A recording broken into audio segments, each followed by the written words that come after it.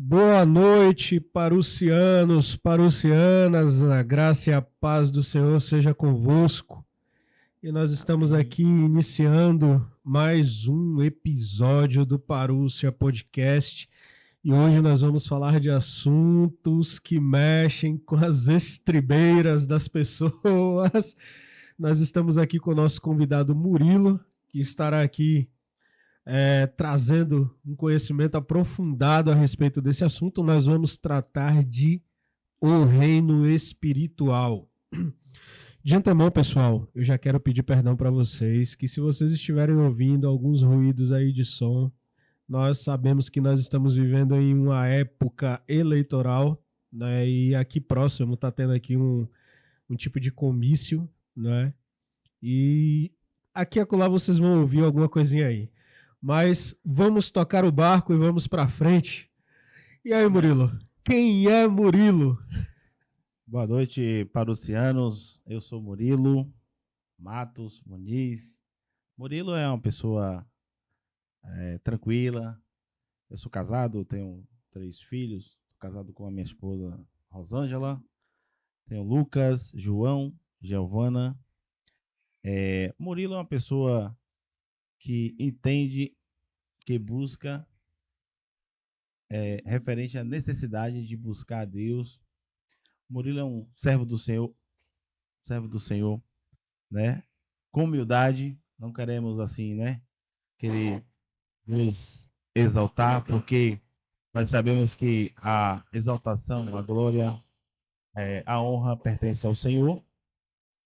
E Murilo é um servo. Estamos aqui para servir, e servir, ajudar as pessoas, ajudar o próximo, estar sempre ali, na medida do possível, sempre que a gente pode. Às vezes até a gente não pode, mas a gente para alguma coisa que a gente está fazendo, é isso, Fabrício?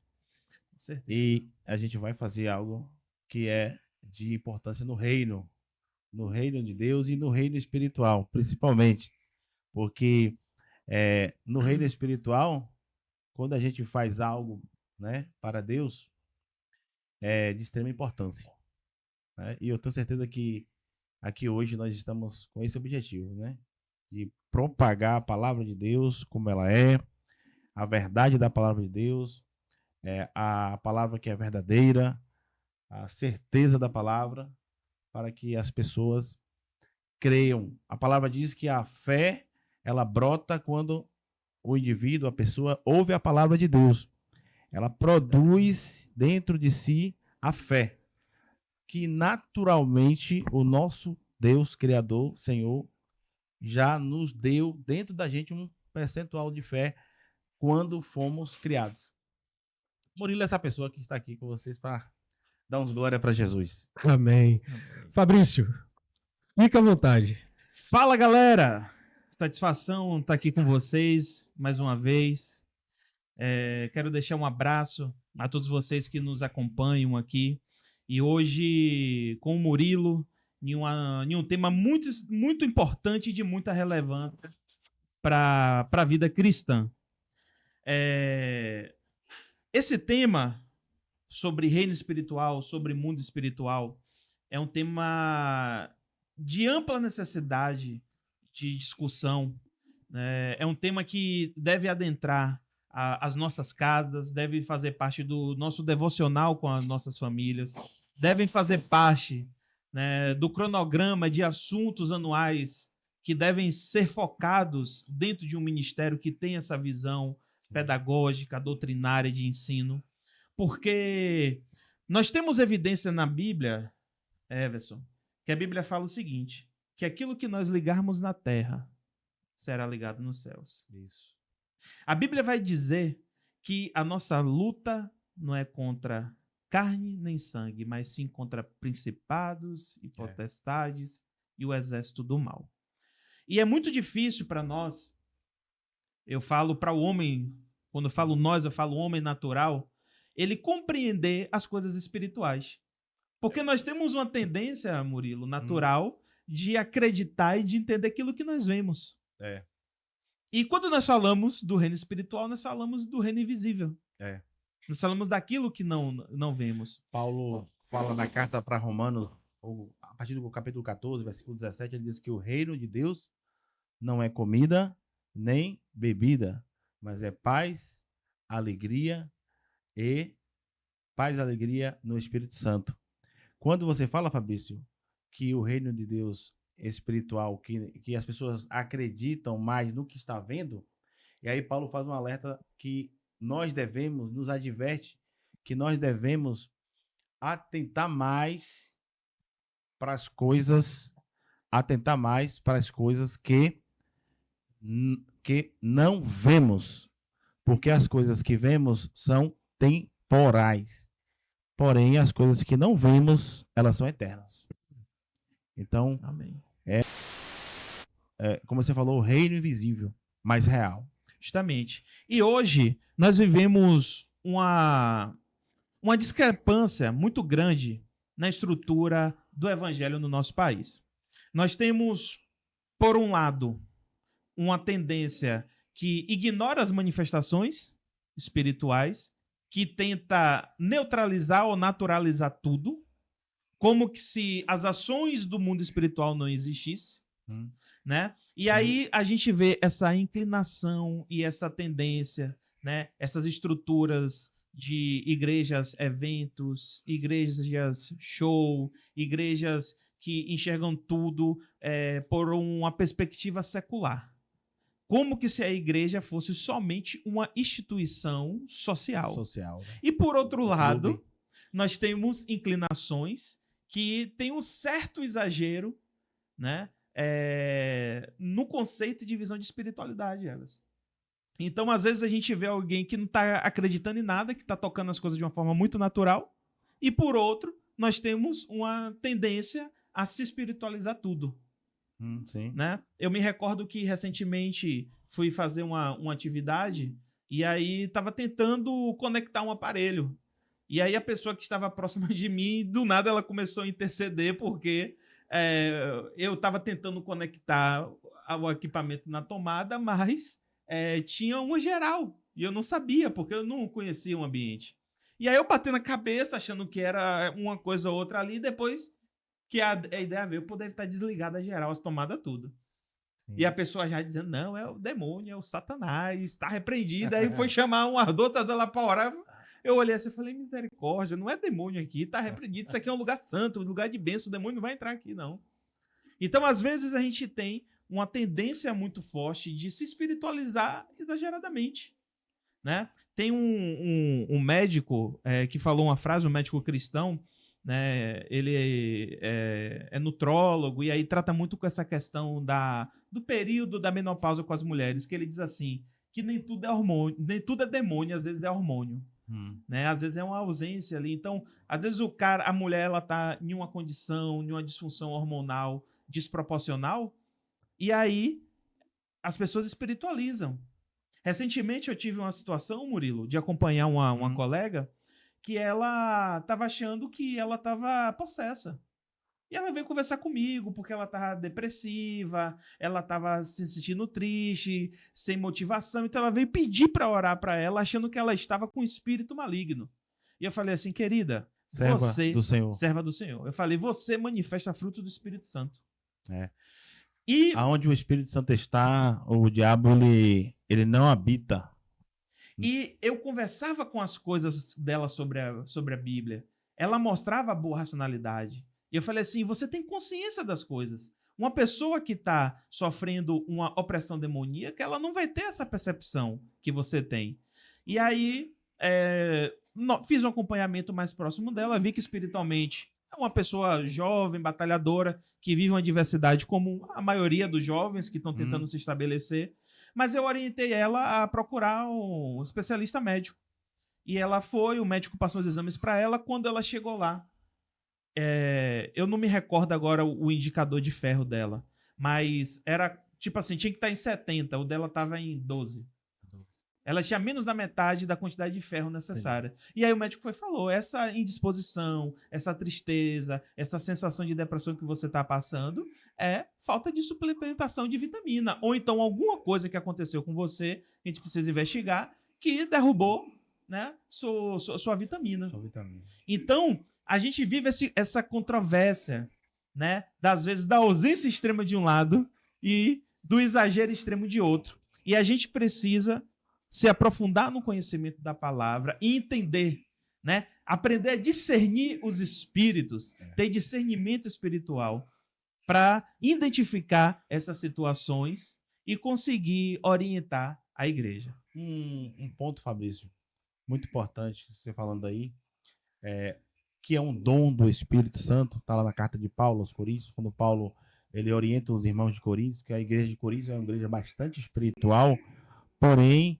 era uma igreja carnal. Ô Murilo, no primeiro capítulo, quando você lê ali, você percebe que Paulo fala assim, que eu gostaria de falar com vós como espirituais, mas não poderei falar como espirituais, porque vós sois carnais, porque há dentre vós pessoas, divisão, contendas.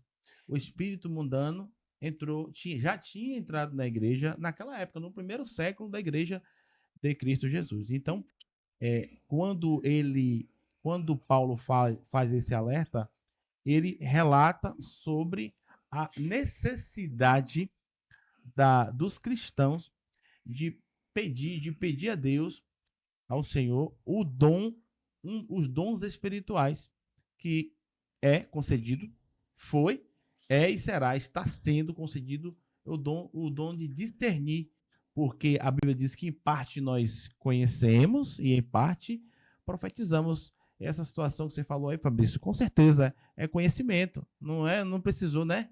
Não, é uma operação maligna, é uma opressão, não, é conhecimento, entendeu? Então, quando a gente fala sobre essa questão espiritual, o mundo espiritual, o reino espiritual, batalha espiritual, eu gostaria até de falar um pouco sobre a origem disso, né? Pode? Pode sim, fica à vontade, aqui é o lugar. Eu gosto de contextualizar um pouco para poder as pessoas mais...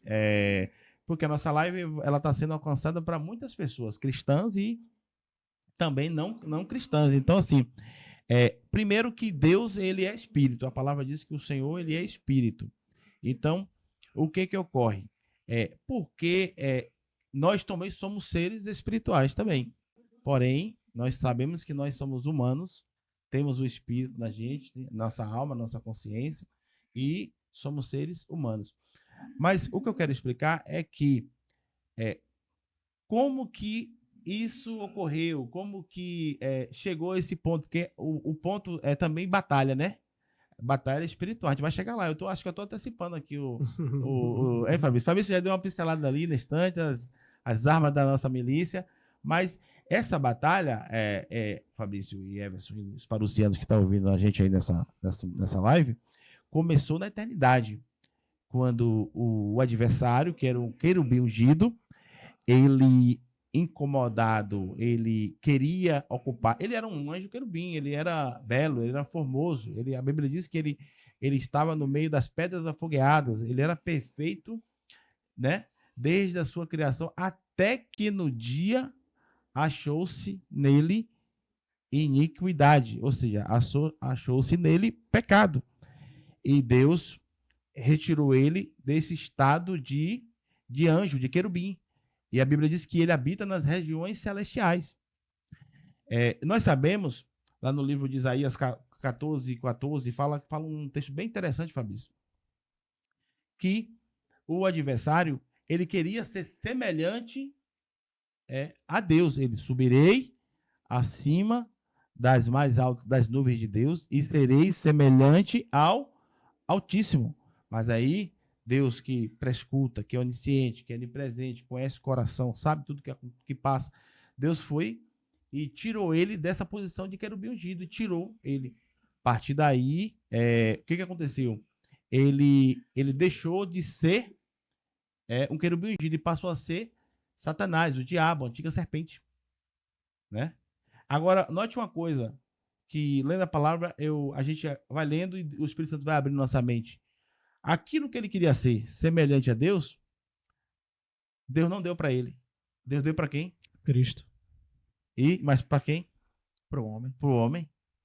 Porque quando o Pai faz aquela reunião ali no céu ali, ele diz assim, façamos o homem à nossa imagem, conforme a nossa semelhança. Então isso irritou muito o adversário da nossa alma. Então ele queria algo, ele queria ser semelhante ao Senhor, mas o Senhor não deu para ele, deu para nós. Se nós formos aprofundar mais na contextualização, até os dias de Cristo, os dias que nós estamos vivendo agora, os dias de Cristo, Cristo venceu ele na cruz do Calvário e nos deu poder para vencer também.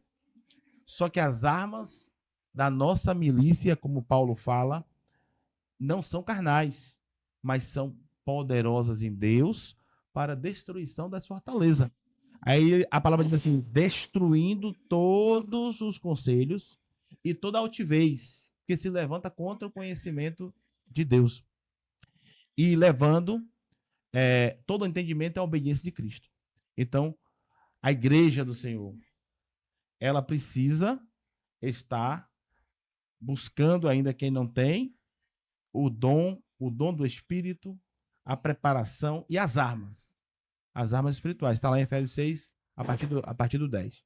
Mas a guerra é espiritual, a guerra não é física. Murilo, você tocou em um ponto que eu acho de extrema importância, e quando a gente fala sobre o mundo espiritual, a gente precisa ver os traços que Deus ele sempre dá como norte, não é? É um assunto extenso, a gente levaria anos para poder falar, mas a gente tenta resumir através dos nossos conhecimentos, né? Sim. Deus ele sempre, não é, trata com o homem de um modo espiritual, sempre enaltecendo o mundo espiritual como o verdadeiro plano e o plano físico como sombra do que é o mundo espiritual. Aí a gente tem exemplos, né? Primeiro Éden. Sim. É o primeiro exemplo do que seria, não é, a vida do homem, não é, tendo a comunhão ali com Deus, não é? O homem ele era eterno. Sim. Por conta do pecado, ele perdeu a eternidade, né? Daí vem Cristo, que através da morte, né, através da crucificação, paga o preço e Deus olha aquele preço, ó, justificados, né? Fomos justificados. Aí a gente vê a construção. Se você me permite, só uma pequena correção. Sim. Eu entendo eterno como algo que não tem início e não tem fim Nós temos início. Uhum. Então, geralmente eu não atribuo ao homem eternidade. O homem não é eterno. Eu não atribuo esse termo ao homem como eterno.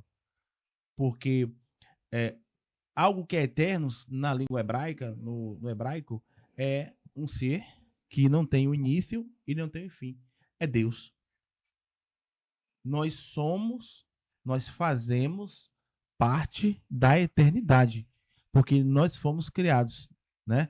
Aí às vezes as pessoas falam assim, Deus existe. Aí eu digo para você que Deus não existe, porque tudo que existe foi criado. Deus ele porque ele não tem nem o início e não tem o fim. Mas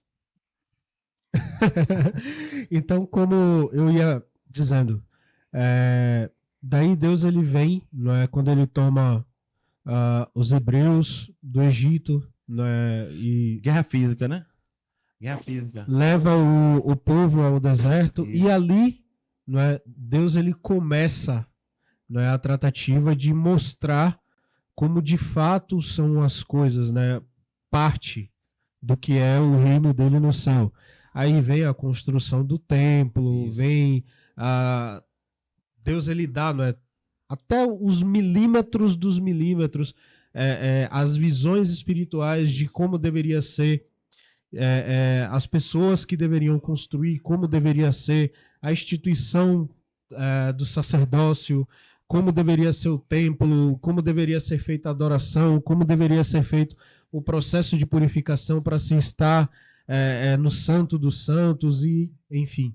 Então, Deus ele sempre vai norteando ao homem de que, de fato, o reino espiritual é tão consolidado quanto o reino E físico. Everson, né? Fabrício, meu amigo, o que mais Satanás, né, o inimigo da nossa alma, ele quer é colocar na mente das pessoas, inclusive Paulo faz um alerta muito bom ali na segunda carta, capítulo 4, versículo 4, ele diz que o Deus deste século cegou o entendimento dos incrédulos para que não creia em Cristo Jesus. O que ocorre? O que mais Satanás quer é justamente isso.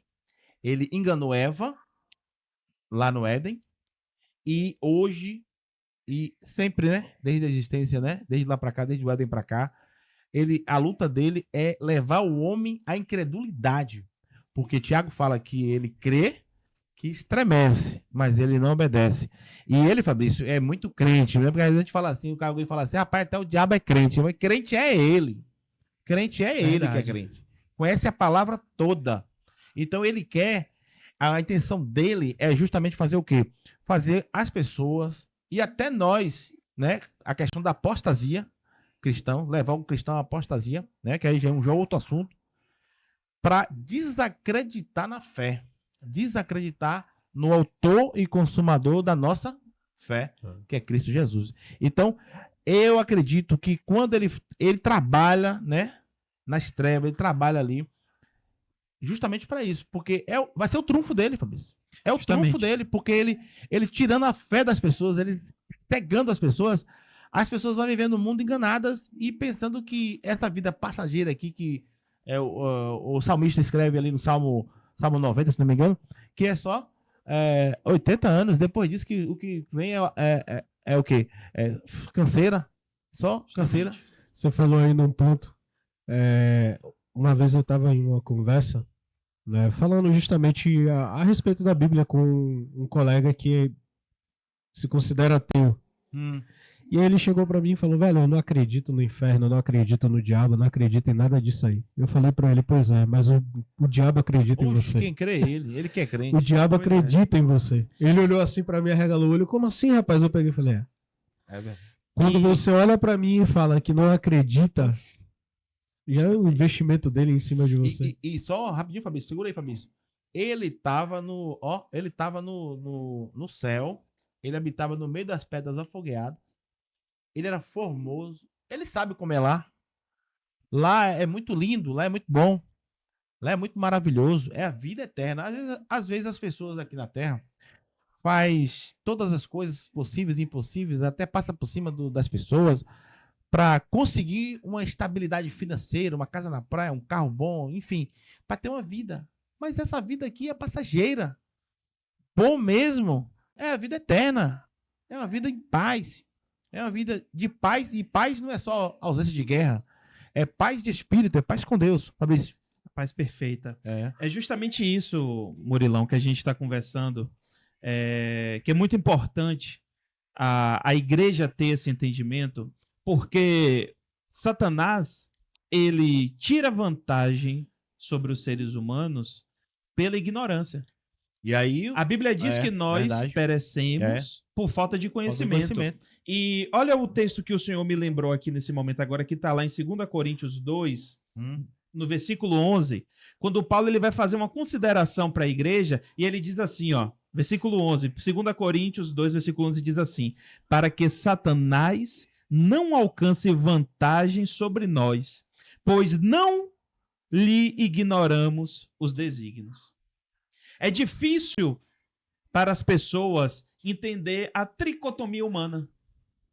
Às vezes a gente vê pessoas na igreja que não têm esse discernimento, não entende que nós somos corpo, alma e espírito. Não entende que existem intervenções para o corpo, que são naturais. Não entende que o corpo é um templo que comporta uma espiritualidade. E essa espiritualidade, ela vai depender muito da nossa legalização.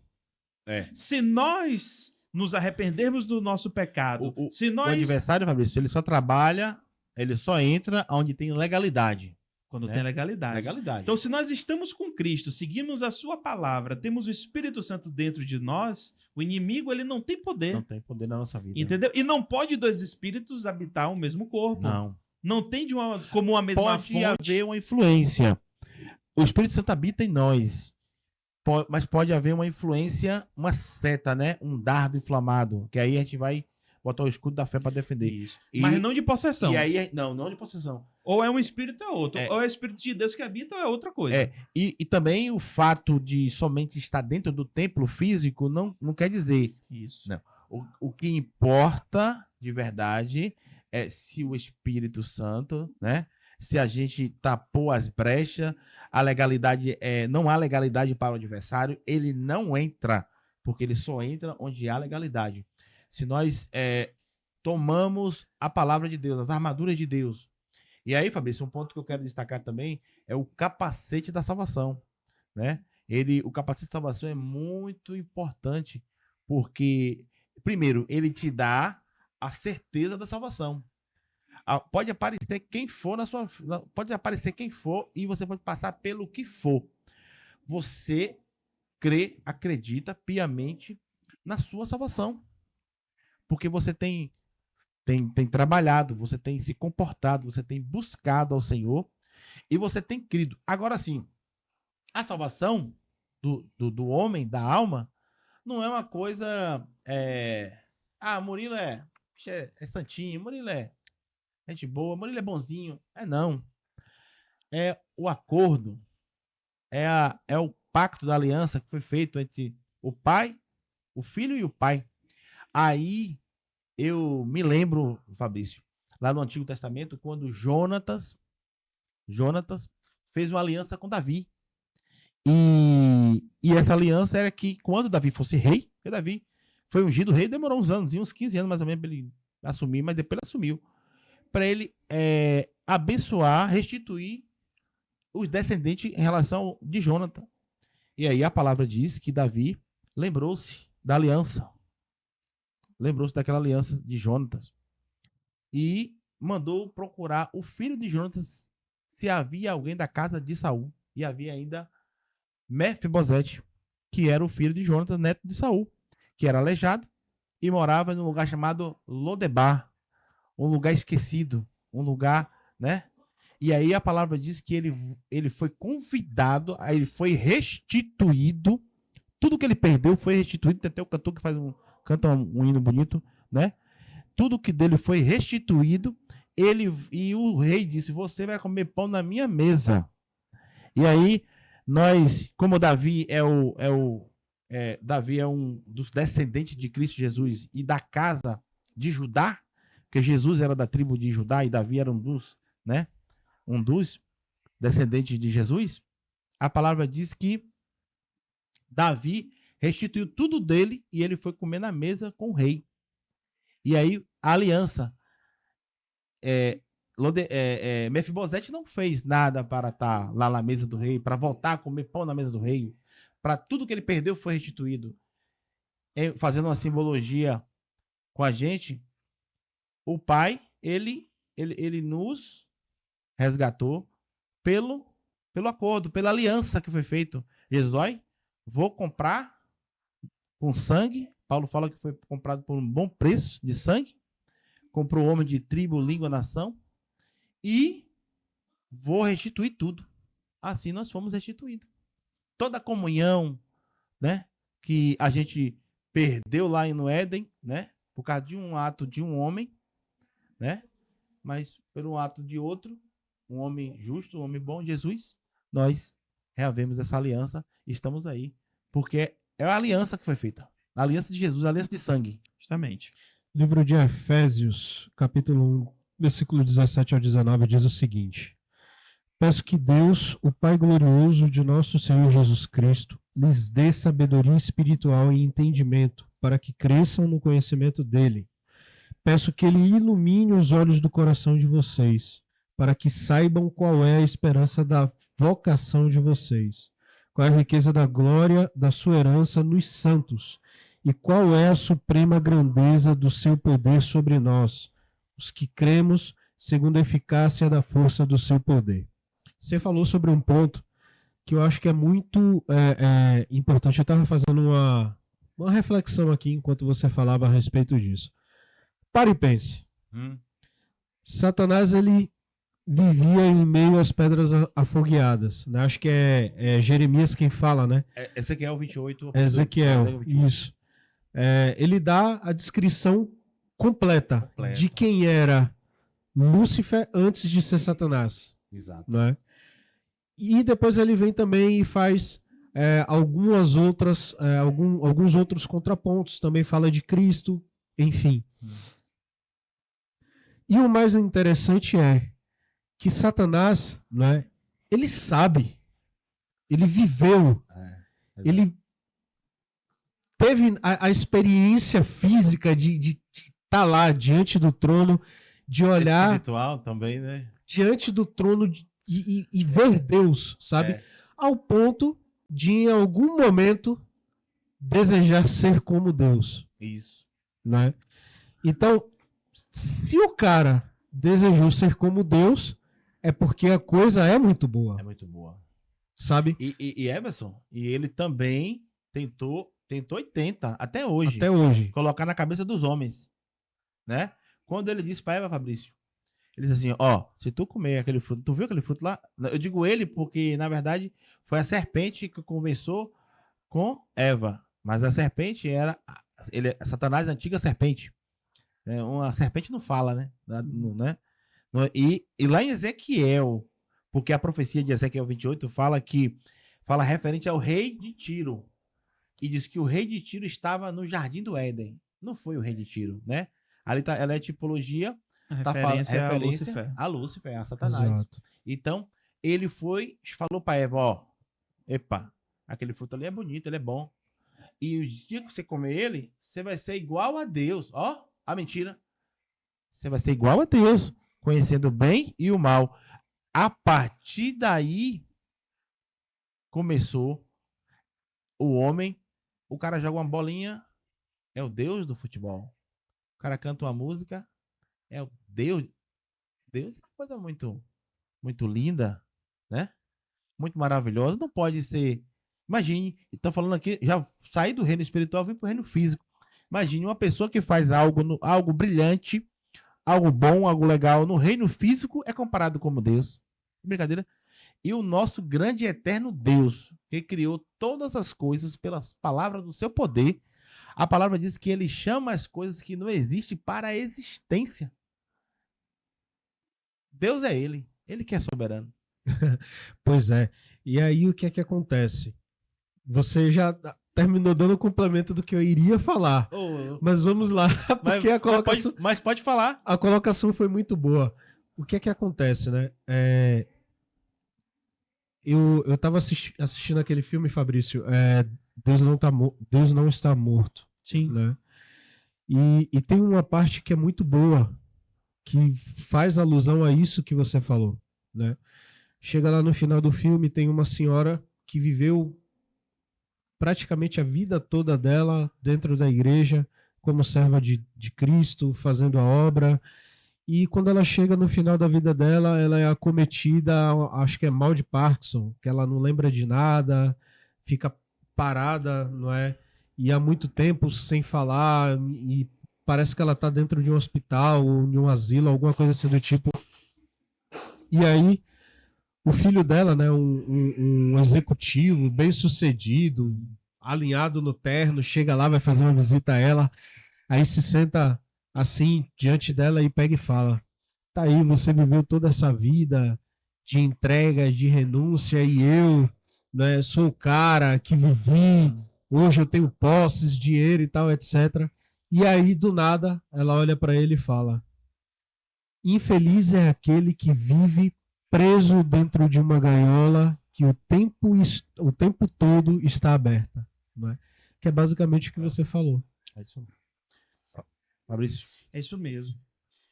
Eu queria puxar um outro assunto para a nossa reflexão e que eu acho que é de muita relevância, muito baseado também pelas experiências das pessoas que Deus tem conduzido para que a gente possa estar apacentando. existe uma certa dificuldade para as pessoas entender a questão da espiritualidade. Existe uma dificuldade para as pessoas entender que o ser humano ele é tricotômico. É. Ele é corpo, ele é alma, ele é espírito. E entender que por mais que o nosso corpo demande de ações físicas, mas o nosso corpo é um templo que comporta uma espiritualidade. É. E que esse templo ele pode ser habitado por um espírito santo ou por um espírito maligno. Isso. Aí foi o ponto que você começou a falar naquela hora. Ah, mas a pessoa pode viver uma opressão. É. Sim, ela pode viver uma opressão. Ela pode ser tentada. Mas Deus livra, protege e dá o escape. É. Agora, existe um outro ponto que é muito importante. Que nós vemos pessoas que, mesmo com o Espírito Santo, manifestam atitudes demonizadas. Atitudes que não são condizentes com o comportamento de uma pessoa que tem o Espírito Santo de Deus. E nós vemos isso como uma manifestação, muitas vezes, da nossa cultura. Nós, às vezes, não entendemos as imposições que o marxismo cultural trouxe sobre nós, sobre certas inclinações, sobre certas tendências. Não entendemos o funcionamento da psique. É. Aí eu já estou saindo do corpo e falando da alma. Então, o psique humano, né? A estrutura do psique humano pela psicanálise, ele vai falar sobre o id, ego e superego. E ele vai falar também sobre a teoria do consciente, de tudo aquilo que a gente vai captando inconscientemente. Então, hoje nós temos uma ferramenta como essa, que é o smartphone, que está o tempo todo com conceitos, filosofias, sofismas, trazendo informação para a gente e trabalhando no nosso inconsciente. É aquela coisa assim, ó. Só um ponto, Fabrício, rapidinho. Deixa eu só fechar esse raciocínio. Uma Fecha. coisa que a gente tem assim, ó. Por exemplo, quando criança, às vezes a gente tem um tratamento dos pais que diz assim: quando chegar em casa, a gente conversa. A criança, quando ouve isso, ela vai achar que é o quê? Isso que é coisa boa? Vai ter um acerto de conta. Aí eu chego pra Murilo e falo assim: Murilo, tem um negócio pra conversar com você, é sério, não pode ser aqui não. Você vai imaginar que é uma coisa boa ou uma coisa ruim? Por conta... Vai caminhar por uma coisa ruim. Você vai dizer assim, pô, se fosse uma coisa boa, notícia boa ele me dava na hora. Mas às vezes não era o momento. O que é que eu quero dizer com isso? Que a influência da nossa formação cultural, né, vai lançando para o nosso consciente e vai criando padrões de funcionamento. Exato. Então, o que é que a gente precisa entender? Primeiro ponto, eu tenho que ser santo. Meu corpo é templo do Espírito, tem que ser santo. Segundo, eu tenho uma alma. Essa alma são emoções, são sentimentos. E hoje, antes da psicanálise, a gente tinha um aspecto muito grande voltado para as questões filosóficas, escolas filosóficas. Hoje, com o conhecimento da psicanálise, a gente entende o que é que às vezes está por detrás da filosofia e o quanto isso pode influenciar a gente. Isso. Então, eu posso ser uma pessoa de Deus, eu posso ter o Espírito Santo, meu templo está de acordo, mas a minha característica cultural, aquilo que eu alimento a minha mente, a minha forma de pensar, o meu posicionamento, aquilo que está gravado no meu inconsciente, que vai estar muito relacionado com as minhas reações do dia a dia, pode me fazer com que eu sofra essa influência demoníaca e eu passe a manifestar essas atitudes demonizadas. A atitude demoníaca é quando o cara está possesso, influenciado por uma seta, por uma entidade demoníaca. Mas a atitude demonizada, às vezes, eu tenho o Espírito Santo, mas por conta dos aspectos culturais, eu acabo me importando e tendo uma visão completamente controversa. Eu preciso cuidar do corpo, da alma, e nós precisamos entender quais são as ferramentas espirituais. É verdade. Eu tenho diálogo com pessoas, Everson, que são de outras religiões. São religiões de cunho espírita, de religiões de matrizes africanas. E quando eu sento para conversar com essas pessoas, o nível de entendimento sobre o reino espiritual deles supera a maioria dos cristãos. Sim. As pessoas que às vezes não tem o conhecimento da palavra, ela foi ensinada lá por um conceito kardecista, ela foi ensinada lá por bases de religiões de matrizes africanas. Elas acreditam mais nas entidades, elas acreditam mais que existe uma espiritualidade maior, às vezes, da gente que está na igreja. Que, às vezes, colocamos Satanás onde ele não está e não enxergamos, às vezes, Aonde ele tá. onde ele realmente está. Às vezes, enxerga o elefante, né? Às vezes enxerga um ratinho, é o contrário, né? Às vezes enxerga o ratinho que está ali, mas esconde o elefante. Então, é muito importante a gente entender isso e a gente ensinar isso nas igrejas, de que nós somos corpo, nós somos almas e somos espírito. E se a gente der legalidade, se a gente der brecha, mesmo eu estando dentro da igreja, mesmo eu estando, nada, o inimigo pode habitar e me influenciar nas minhas ações, na minha postura, no meu agir. É verdade. Então a gente precisa ter essa percepção, a gente precisa ter esse discernimento. Uma coisa bem simples que volta e meia a gente, né, às vezes consegue ver. Uma coisa muito simples. Chega uma pessoa no templo e pede algo eu já vi, algo para comer, para comer. Já vi em alguns lugares, já vi. A pessoa chega, pede algo para comer, aí a pessoa chega assim, vamos orar por ele. Vamos orar? Não. A postura correta de quem tem o Espírito Santo de Deus é o quê? Primeiro, Tiago fala o quê? A gente vai mostrar nossa fé. Apóstolo Tiago, vamos mostrar nossa fé pelas nossas obras. Mas não é as obras que vão nos salvar. Não. Nós somos salvos, por isso praticamos boas obras. Ele diz, primeiro dá o que a pessoa precisa. E depois ora. Não, vamos orar para Deus preparar o que ela... Não. Tem que dar o que ela precisa. Ela se alimenta. Depois você ora. Jesus, quando ele fez as multiplicações de pães, uma daquelas, o povo comia e ia embora. Aí Jesus, vem para cá só por causa do pão que perece. A palavra não quer ouvir, dura esse discurso. Só que eu falei para uma pessoa outro dia, eu falei, mas Jesus não deixou de dar comida deles, não. Tava com fome, comeu, não foi? Encheu a barriga? Encheu. Só veio, ouviu, rapaz, tem peixe ali, tem salmão de graça ali, pão. Vou lá. Jesus, pau no lombo deles. Mas Jesus não deixou de dar, não. Porque a fé é uma questão, a questão da salvação é uma questão individual. Romanos, Paulo fala assim, que de maneira que cada um dará conta de si mesmo para Deus. Cada um tem que, o cara que vai escolher. Então, Fabrício, um ponto que eu ia falar, Fabrício, é uma coisa tão simples que às vezes a gente, eu estava verificando esses dias, né, dando uma olhada, a minha mulher trabalhou fora e agora não trabalha mais, mas trabalhou um bom tempo. Essa coisa de mulher trabalhar fora é um conhecimento, é uma orientação marxista. E eu fui buscar conhecimento e tem um fundo espiritual nisso. Qual é o fundo espiritual? Antigamente, antes da Revolução Industrial, 1900 alguma coisa, 1900, né? Nem lembro agora. A mulher ficava onde? A mulher trabalhava onde? Dentro de casa. Né? Dentro de casa, cuidando dos filhos. Não que eu seja hoje, não que eu sou contra que a mulher trabalhe fora, não sou. Mas é uma influência marxista. Porque Marx pregava o quê? Que a mulher tinha que trabalhar igual o homem e ganhar igual o homem. E aí o que acontece? Logo que a mulher, observe bem, se você fizer um estudo paralelo, aprofundado sobre as gerações de lá para cá, da Revolução Industrial para cá, você vai observar que as famílias começou a destoar do padrão princípio bíblico cristão, judaico-cristão, que é o padrão que agrada a Deus.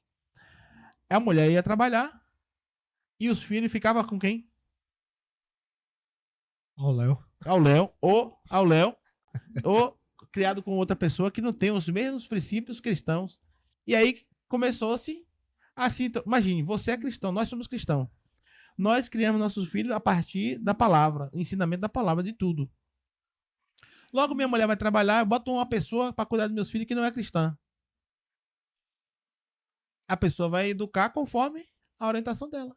Então, um ponto marxista que tá dentro da nossa, tá na nossa vida isso. E que acaba, de certa forma, influenciando alguns lares, algumas casas, porque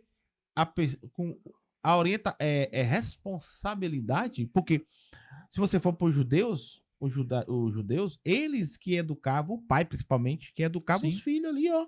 Vem cá, meu filho, vou lhe explicar quem é Deus, vou lhe explicar quem é. O pai tinha que ensinar, tinha que alfabetizar, Sim, tinha que vá. ensinar a lei A gente falou sobre isso, e tinha sobre isso essa semana, não foi? tinha que ensinar uma profissão. Aí hoje a gente pega e deixa essa responsabilidade pro Estado. Pro Estado. E aí o Estado marxista, né? Totalmente influenciado por doutrina. Quem foi Marx? É um apostatado, né? Saiu, criou aquilo tudo para poder. E aí a gente vê, isso aí é uma ação do mundo espiritual. Para poder fazer o quê? Fazer com que as pessoas deixem de acreditar no princípio cristão bíblico, né? Judaico-cristão, porque a palavra diz lá no livro no Evangelho de João, aquele diálogo que João teve ali, Jesus fala para a mulher samaritana, Jesus diz que a salvação vem dos judeus. Ou seja, a salvação, o princípio bíblico, Jesus era judeu. Então, a salvação vem de lá. Então, todo esse princípio. E aí, todo esse processo aí marxista e muitos outros que há, feminismo, um monte de coisa, tudo para tirar, desestruturar a coisa mais importante que Deus criou depois do homem, que é a família. Justamente. Porque destruindo a família, né? Desfazendo o respeito dos filhos pelo pai, o amor o amor do homem com a mulher. É o homem que tem que amar. A mulher tem que honrar. Ou quem ama é nós, né? É muito cabo que a mulher, você que tem que amar. E a gente tá falando esses dias, né? Que a oração nem sobe se não amar. Verdade. Mas vamos caminhando. 1 Pedro 3,7. Vamos lá. Você falou aí sobre salvação, né, e falou a respeito de Cristo. Cristo. Né? A salvação vem dele. Né? A salvação vem dos judeus e tal. Vamos lá. Qual o impacto espiritual trazido ao mundo acerca da morte de Cristo? Qual o seu entendimento através disso? Pronto. A morte de Cristo, primeiro que Jesus ele teve uma guerra, vou falar assim, ele teve uma guerra triunfante contra Satanás e os demônios. Ele, nos 3 anos que ele teve uma pessoa rapidinho que falou esse dia numa coisa que eu tava pensando assim, a pessoa falou assim, poxa, Jesus viveu 30 e pregou 3 anos. Lembrei aqui rapidinho. Aí ele disse, por que Jesus não apareceu antes? Você viu isso? Para poder pregar para mais gente, fazer mais, né? Curar mais, expulsar mais demônio. Por que Jesus não aí o cara disse, se ele parecesse novinho, 30 anos, você já tem uma maturidade muito boa, né? Para você aguentar o que Jesus aguentou. E aí, a gente refletindo aqui, às vezes a gente não quer aguentar nada. Mas se a gente for a entender, mas vamos para o que você perguntou. Cristo, ele teve uma vitória triunfante sobre Satanás e as forças demoníacas. Curando, pregando, libertando. Ele diz que o Espírito Santo de Deus estava sobre ele. Ungiu ele para libertar os cativos e oprimidos. E é essa vitória que ele teve sobre Satanás. Então, assim, Paulo fala um texto assim que diz assim, se nós esperarmos por Cristo somente nesta vida, somos os mais miseráveis de todos os homens. Porque o que Cristo fez foi nos tornar, mais uma vez, a ter o que? A comunhão, um relacionamento com Deus. Porque o que foi quebrado no Éden, Cristo, Eva foi enganada, Deus tomou as dores, disse, epa, vai nascer da semente dela, disse, olha a serpente, vai nascer vou botar inimizade entre tu, a semente, e a semente dela.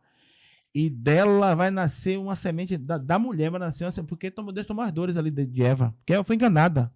Eva não sabia o que estava fazendo. Mas Deus disse, olha, vou tomar dores e Cristo vai vir e vai esmagar a tua cabeça. Então, assim, Cristo ele tornou de novo a salvação, a comunhão, porque na verdade Deus criou o homem com o objetivo de quê? De se relacionar, né? Deus ele quer se relacionar com a gente, ele quer estar conversando com a gente, vivendo, fazendo parte da nossa vida. E Jesus disse lá no capítulo 4 de Mateus, inclusive numa batalha espiritual ali, foi a tentação, ele disse que nem só de pão viverá o homem, mas de toda a palavra que sair da boca de Deus.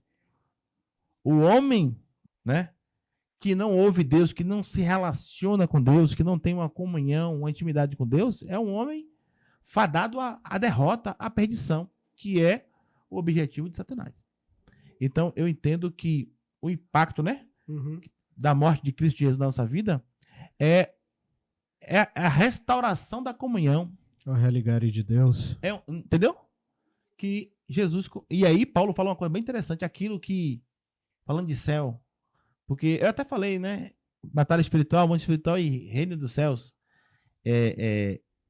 Quando Paulo fala assim, um texto muito legal ali que eu gosto de ler, eu gosto de meditar, ele diz que aquilo que o olho não viu e o nosso ouvido não ouviu são as coisas que Deus preparou para aquele que ama. São as coisas que Deus preparou. Então, qualquer lugar que você imaginar e pensar que seja tão bom e agradável para ouvir e para ver, aqui na Terra, o que Deus preparou para a gente é muito melhor, nem se compara. Tem algumas linhas, né, de teólogos e estudiosos, né, que eu vou trazer para esse ponto, né? Eles conjecturam, né? Mas tem, de fato, né, as escrituras elas ligam muito uma coisa a outra e por isso elas deixam um norte para que as pessoas pesquisem, busquem e tenham um entendimento. Mas a gente também tem, não é, o sentido através daquilo que Deus ele revela para a gente através das escrituras, né? Sim.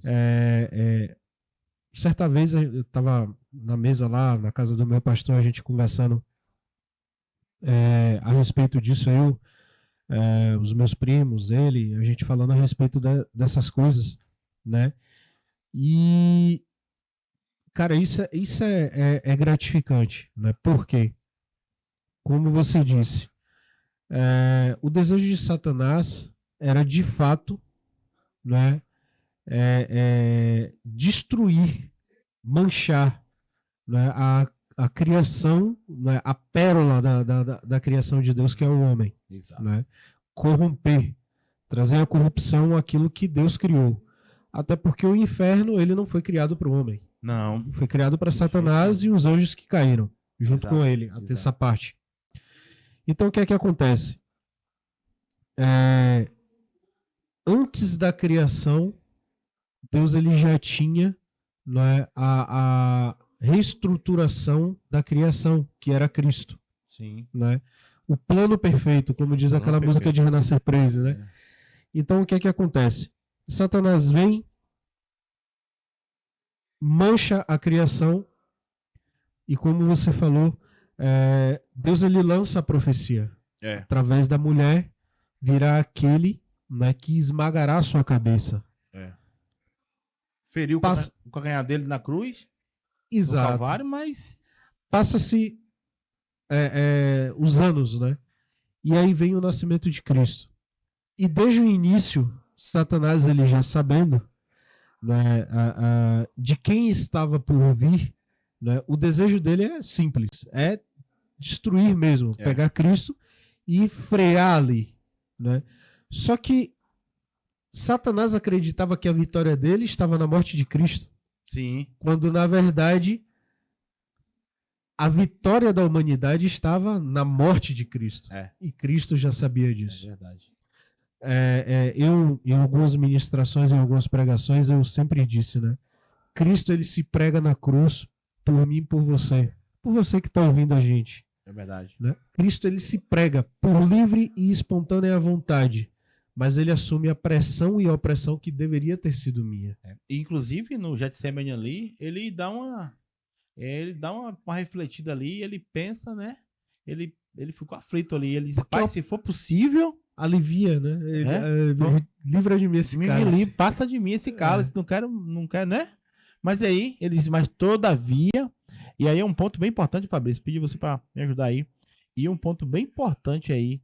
Todavia, não seja feita a minha vontade, mas a tua vontade, pai. E aí, quando a gente vai ali para o Sermão do Monte, Mateus 5, 6, 7, o capítulo 7, 22, mais ou menos, quando Jesus fala assim, e ele pregava ali para as multidões, em cima do monte, Jesus falou assim que nem todo aquele que diz Senhor, Senhor, nem todo aquele que diz Senhor, Senhor, entrará no seu reino. Mas aquele, Fabrício, que faz, Jefferson e os nossos amigos, irmãos que estão nos ouvindo, aquele que faz a vontade de meu Pai. E nós sabemos que a vontade dele é perfeita e é agradável. E é um ponto importante para a gente entender, porque nós sabemos que aí eu já ouvi falar de uma guerra, um mundo espiritual e uma guerra espiritual dentro de nós mesmos, que é a renúncia, né? A renúncia, que é uma guerra propriamente dita dentro da gente. Sim, sim. Quando nós nos disponibilizamos a seguir a Cristo, ser discípulo, aí ele diz assim, ó, se alguém quiser vir após mim, ele dá o si. Tome a sua cruz a cada dia e siga-me. Porque aí ele fala, negue a si mesmo, renuncie a si mesmo.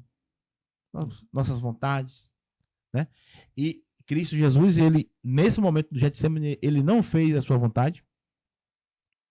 E também lá na carta aos Filipenses, diz que ele renunciou a sua glória para se tornar homem, né?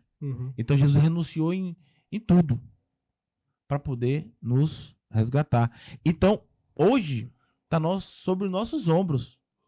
E eu já preguei até sobre esse tema, sobre os 3 inimigos do homem. E eu cheguei a falar que o principal inimigo do homem é ele próprio. Ele próprio. Porque o diabo, ele não pode tirar você do céu se você quiser ir para o céu. O mundo, as paixões mundanas, não vai tirar você do céu se você quiser ir para o céu. Mas você pode tirar você do céu se não renegar a si mesmo. E aí, essa questão de negar e levar a cruz, aí Jesus completa no versículo, parafraseando, ele diz assim, porque quem quiser salvar a sua vida, vai perder. Mas quem perder a sua vida por amor de mim, vai achar. A matemática lá na glória. A matemática do reino, né? Vai achar lá na glória. E tem um detalhe, né? A grandeza, eu falo da grandeza, mas na verdade a profundidade que foi essa batalha, Sim. De Cristo contra si mesmo, contra Sim. o eu humano, né? Porque ali aflorou. Aflorou, ele viu Aflorou. a morte. Ele olhando para todos os lados, pare e pense, um ser espiritual que vivia ao lado de Deus, Sim. de repente se vê sozinho, abandonado, a ponto de pegar e falar, rapaz, venha cá vocês 3, Pedro, Tiago e João, venham comigo. Né? Ele ansiava por uma companhia que estivesse ao lado dele e que, de alguma forma, né, sei lá, fizesse ele não se sentir tão só, né, para carregar aquela explosão que viria sobre o seu corpo. Sim. Mas ainda assim ele o fez. Ele fez. E note que depois que ele aceitou, ele renunciou e aceitou a vontade de Deus, aconteceu o quê? Os anjos, né? Chegou e serviu ele. Aí ele serviu ele ali, abraçou ele e ele se sentiu, né? Serviu, né? E tem um outro ponto que é ainda mais profundo, né? Cristo morre. Eu estava vendo no estudo que foi realizado pela NASA durante esses dias, acho que ainda essa semana, se não me falha a memória, a respeito dos eclipses lunares que aconteceu, né, na Terra passados anos, né? Sim, sim. A NASA ela conseguiu datar, né, esses eclipses, tanto solares como os eclipses lunares, né? E foi datada a morte de Cristo, acho que 3 de setembro, algo assim do tipo, né? Enfim, foi uma data, né? Ela foi datada. É relacionado com eclipse, né? Isso. E aí a NASA pega e fala, nesse dia Porque aqui... teve eclipse. A Terra ficou... Isso, a Terra escureceu. É. E aí fala lá, né? Ó, nesse dia aqui, que foi datada a morte de Cristo, aconteceu um eclipse lá em Jerusalém e que prova que, de fato, Sim. realmente, o que a Sim. Bíblia fala é verdade. É verdade, claro. Né? E aí o que acontece? Cristo, ele morre, né? Aí vem a profundidade da situação. Cristo, ele vai, desce ao inferno, esmaga a cabeça da antiga serpente, toma da mão dela a chave do inferno, desautorizando Satanás.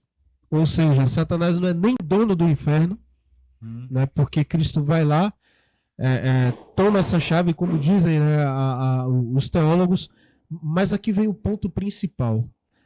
A todo ser vivente, a toda a criação, a tudo que foi feito, quer seja no mundo espiritual ou quer seja no plano físico, é anunciada sobre a morte de Cristo. Todas as criaturas, tudo. É verdade. Tudo. Né? Quando se fala, né, o véu se rasgou, o entendimento que eu tenho é esse. Né? Sim. Todos. Tem acesso. Livre. Todos. E todos souberam. Todos ficaram sabendo. Né? A morte de Cristo foi estampada. O Everson, ali na tentação, no capítulo 4 ali que a gente começou a falar aqui, quando Jesus ele foi tentado, olha, observe bem que ele tá falando do Filho de Deus, o Cristo. Ele jejuou 40 dias, 40 noites.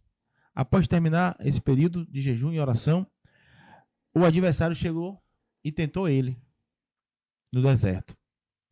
E, né, o diálogo do pão. E note uma coisa aí que a gente precisa também atentar, nós cristãos, inclusive, que o adversário, Fabrício, ele usa a palavra para tentar confundir Cristo.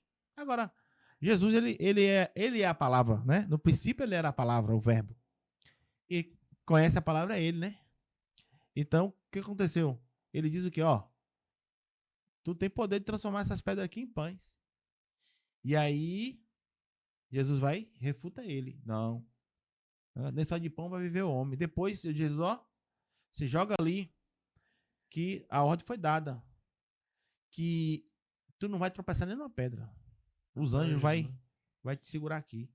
Aí ele disse, não atentarás o Senhor teu Deus, Satanás. E sempre usando a palavra.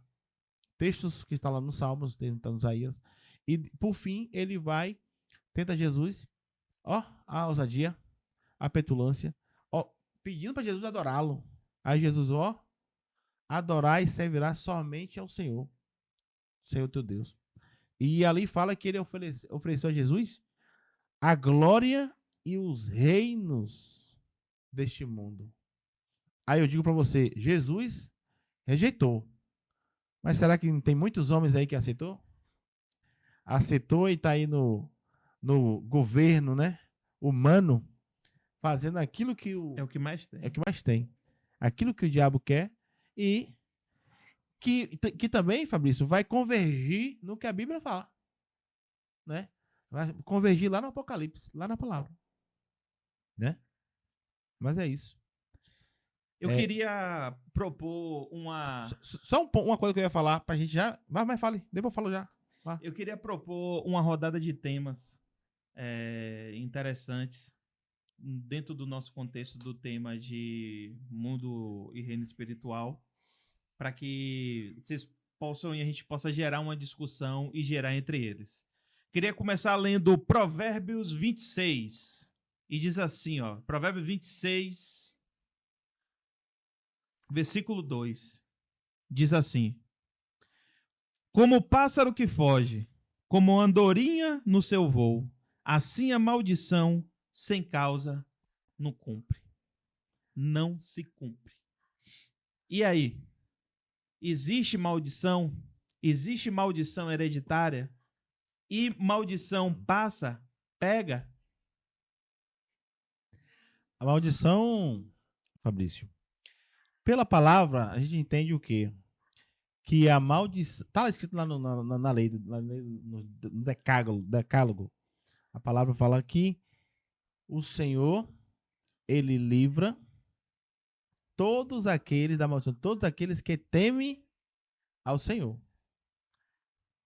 A maldição, ela é retirada, eu entendo que ela é tirada, ela é retirada, ela é desfeita quando há o temor do Senhor, quando há obediência, quando há, né, a obediência a Cristo Jesus. Justamente. A palavra fala que a maldição visita até 3 gerações e a bênção visita até 1000 gerações. Porém, o texto é muito claro. A maldição sem causa não virá. Não virá. Mas se a gente der legalidade, Aí vem. aí vem. É verdade. Eu tenho um ponto que é um pouco, como é que eu posso dizer? É um pouco polêmico em cima disso aí que Fabrício trouxe, né? Vamos lá. Certa feita, e isso é muito importante, Fabrício, né? Um homem, ele estava conversando comigo, né, a respeito da maldade. Poxa, tem tanta maldade no mundo, né? As pessoas estão se destruindo, umas fazendo mal contra as outras e tal, e por que determinados males acontecem? Pai, né, fazendo coisas erradas com filhos, filhos maltratando pais e tal, etc. Mas por que essa coisa acontece? Será que Deus não vê e tal, etc? Eu falei, olha, Deus vê. Só que Deus, ele também fala a respeito de justiça, porque Deus, apesar de ele ser amor, ele também é justiça. E ele não se contrapõe, né? É verdade. Então, eu também entendo a respeito disso que Fabrício falou, e como você também falou, né, que uma pessoa que não tem a cobertura espiritual, uma pessoa que não está debaixo da obediência de Deus, ele vai colher, inclusive, os pecados que foram cometidos pelo pai dele. Sim. Porque, por exemplo, a gente vê, né, através da Bíblia, famílias que foram extinguidas, né, por conta do pecado. Sim. Por conta do pecado de um. Aquele homem, né, que Deus, ele fala, né, vocês vão invadir lá, não tomem nada, queimem tudo. Eu esqueci o nome do coleguinha que foi lá e pegou, né, as coisas e terminou escondendo dentro do arraial, dentro da tenda dele. Foi Acã. Isso, Acã. O pecado de Acã, quando a família toda pagou pelo pecado dele. Israel perdeu para uma cidade pequenininha, destruiu Jericó, que é uma cidade muito 10 vezes mais, né, 1000 vezes mais, não sei se é dimensionar agora, e perdeu uma cidade pequenininha por causa do pecado. Exato. O pecado da desobediência de um homem terminou tendo que cair sobre toda a família. A família foi extinguida, né? Então, eu não acredito muito nessa coisa de maldição hereditária, mas eu acredito sim no juízo de Deus. E o juízo de Deus, ele pode vir sobre a geração da pessoa, né? E como você falou, se a pessoa não está debaixo da obediência, vai acontecer, porque Satanás, ele vai achar a brecha. Vai achar a brecha. Eu entendo o posicionamento do Everson, mas o Senhor me usou, me usa muito nessa questão de libertação. E a gente tem acompanhado muitas condições de famílias que, às vezes, a gente passa a ter uma percepção espiritual. Eu entendo a temática como consequência do pecado. Todo pecado tem consequência. Tem consequência. Entendeu? Eu posso falhar com você. O salário do pecado lhe pedir perdão, você me perdoar, porém você pode ficar indiferente comigo pelo meu erro. É a consequência do pecado. Se afastar um pouco, diminuir a comunhão. É a consequência. Porém, eu já vi situações de, por exemplo, de acompanhar o histórico da família e a família ter um problema com o alcoolismo. Sim. E o avô ter problema, o pai ter problema, o filho ter problema. E quando a gente fez um trabalho de libertação, uma pessoa chegar a manifestar e falar, né? E falar situações de uma obra maligna que foi feita, que foi encomendada para o avô por conta de uma questão de traição. A pessoa possessa chegar aí dessa situação. E na hora a gente orar e pedir para que o anjo fosse desfazer coisas feitas há 50 anos atrás. Cadê? E que ainda estava valendo sobre aquela família. Tive uma situação, eu atuei um bom tempo na igreja de Visão Celular e a gente fazia os trabalhos de libertação dentro do encontro com Deus.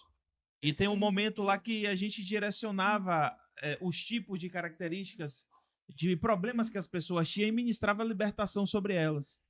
Né? Eu sei que é um ponto polêmico, tem igrejas que não acreditam em libertação, não acreditam em maldição hereditária. Eu prego em igrejas que não acreditam e que me pedem para não entrar no assunto, e eu respeito as regras da casa.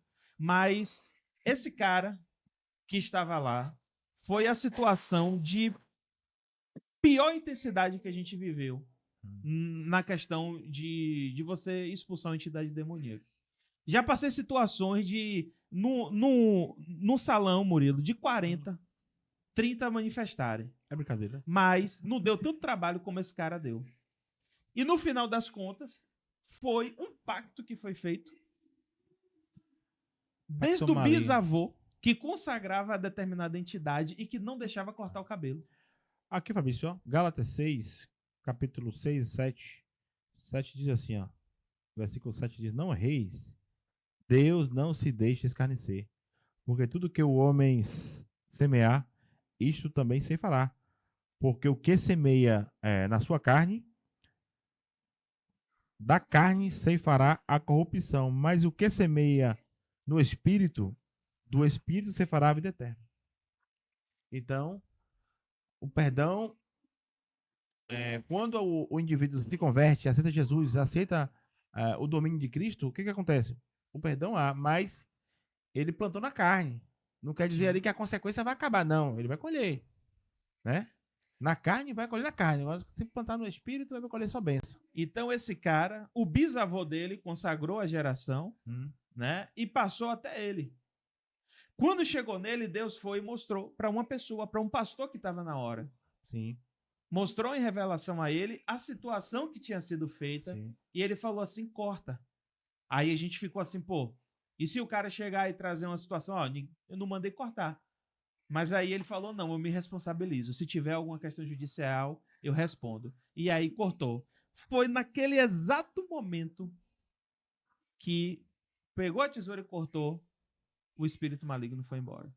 Tá vendo? Né? E aí, Deus usou, né? Então é justamente esse ponto. Eu sei que existem essas questões de consequência, mas existem maldições que visitam de geração e de geração. E que se não houver uma presença do Espírito Santo para quebrar isso, para desfazer isso... Jesus, ele se manifestou para desfazer as obras de Satanás, as obras do diabo. Então... Perdão. Jesus se manifestou para desfazer as obras do diabo. Então, se não haver essa entrega, essa renúncia, né? Deus, que é soberano, usar alguém com autoridade, com poder para desfazer isso, né? E também a questão da pessoa, a pessoa querer, desejar, né? Porque Deus, ele bate na porta, né? Ele bate na porta. Se a porta abrir, ele entra. Senão, ele não vai invadir ninguém. Ele não vai invadir a porta de ninguém, o coração de ninguém. Ele respeita a individualidade do indivíduo. Tem também um ponto, até reforçando o que o Fabrício falou, né? Dentro das igrejas mesmo, né? Você vê um pai ou uma mãe que se casou, aí o casamento não deu certo, casou de novo, aí o casamento não deu certo, casou de novo, aí os filhos, mesmo jeito, Casou uma vez, não deu certo. Casou 2 vezes, não deu certo. Casou, não deu certo. Aí os netos. Casou, não deu certo. Casou, não deu certo. Não está guardando os mandamentos do Senhor. Não está guardando a palavra. Não, eu não falo nem na questão de não estar guardando. Às vezes a pessoa é uma pessoa piedosa. Sim. Às vezes a pessoa é uma pessoa que está debaixo da cobertura espiritual de Deus, né? Que está fazendo tudo, mas em algum momento Tem algo que tem algo ali, que precisa sabe, que precisa ser tratado. tratar. Que de alguma forma, né, Satanás achou ali a brecha. a brecha. É a legalidade. Exato. E pecado não caduca. Pecado não caduca. Olha, pecado, né? Deus lança no mar do esquecimento, mas ele lança quando a gente faz o quê? Confessa. A palavra diz que é que confessa e deixa, alcança a misericórdia. Tem que confessar. Tem que ser. Lá em Apocalipse, nas cartas, quando João escreve uma das cartas, não sei se foi Tiatira, e ele exorta o pastor, o anjo da igreja: lembra-te onde tu caíste e torna a fazer as primeiras obras. Ou seja, a igreja tinha caído. A igreja, eu digo, modo geral, algum irmão ali, alguém, ou não sei, assim, mas a igreja em si. Lembra, onde tu caíste e volta a trazer, a fazer as primeiras obras, que eram o primeiro amor, né? Aproveitando um gancho do que Everson começou a falar, eu acredito piamente, sim, que o diabo existe. Cristo na cruz conquistou o direito para nós de que ele não tenha poder sobre a nossa vida à medida que a gente não dê legalidade. Exato. A maldição sem causa não vem, mas se tiver causa, ela vem. Se tiver causa, vai vir. E outra coisa muito importante, para você que está nos assistindo aí em casa agora. A Bíblia diz que através de Jesus, nós conquistamos autoridade para repreender toda palavra em língua em juízo contra nós. Porém, da mesma forma que você, que eu, tem autoridade para repreender todo o mal e para que tudo aquilo que a gente ligue na terra, a gente tenha essa conexão com os céus, da mesma forma acontece com o reino negativo. Da mesma forma acontece da forma negativa. Sim, sim. Nós precisamos entender. É muito difícil das pessoas entenderem isso. Eu já tive situações de ver pessoas perecendo por não entender isso. Nesse exato momento aqui agora, nesse reino físico, existe um plano espiritual, um reino espiritual que rege sobre esse reino. E nesse reino existe anjos, existe demônios, existe uma hierarquia. Isso. E o que vai definir as ações de anjos e demônios é a nossa postura e a nossa palavra. Se você soltar uma palavra de maldição, isso eu digo a você que toda palavra ociosa, né? Que o homem falar dará conta. A forma como nós ensinamos na igreja é muito mais branda de como a oposição ensina para a entidade demoníaca. Eles entendem muito mais isso do que a gente. O poder da palavra. O negócio é literal. O poder de você dizer assim, eu não tenho valor, eu não vou vencer, eu não presto. É verdade. Quantas vezes eu já não presenciei de pais amaldiçoando com palavras os filhos? De dizer assim, você não vai dar para o que preste. Vê um menino com uma tendência meio estranha, vai dizer, esse menino vai dar para isso. Então, esse menino não quer estudar, vai dar para vagabundo. Esse menino não quer conta com isso. Os próprios pais... Porque assim, eu como genitor, o reino espiritual entende das regras. Eu como genitor, eu tenho uma autoridade sobre a vida do meu filho. Eu sou autoridade sobre a vida do meu filho. Se eu lanço uma palavra contrária ao meu filho, eu estou dando legalidade para o inimigo agir sobre a vida dele. É verdade. E além de eu dar legalidade para o reino espiritual, eu começo a massacrar o emocional daquela pessoa. Então a gente tem que ter essa percepção. A gente tem que ter cuidado com aquilo que a gente fala. É verdade. Principalmente com aquilo que a gente fala acerca de nós mesmos. Da forma como que a gente ora. Por não conhecer a palavra, eu não aguento mais, eu vou desistir, Deus se esqueceu de mim. Precisamos entender que o poder está na palavra.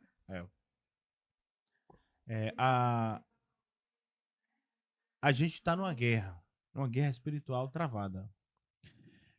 Quando a palavra diz assim que as portas do inferno não vai prevalecer contra a minha igreja. Foi Jesus falando, as portas do inferno não vai prevalecer contra a igreja, contra a minha igreja. Não é assim que é escrito? Então significa que as portas estão lá. Os demônios estão lá. Não vai prevalecer, elas vão cair. A igreja, eu sempre prego assim, a igreja vai se levantar. A igreja não vai ficar prostrada. E aqui eu falo igreja como organismo vivo, né? Como guerreiros, propagadores do evangelho, homens e mulheres que destemido, que não vai estar no estado de paralisia no reino. Porque às vezes também, Fabrício, tem pessoas que entendem que guerrear no reino é somente estar na igreja todos os dias na igreja. Todo dia tá lá batendo cartão na igreja. Mas não é só isso. Você só não é crente dentro da igreja. Você é crente aonde você estiver, principalmente. E aonde você estiver, você faz a obra de Deus. Basta você estar sensível à voz do Espírito. Basta você estar sensível àquilo que Deus quer te usar para fazer. Esses dias eu tô trabalhando com Uber. E já tem uns dias já, né?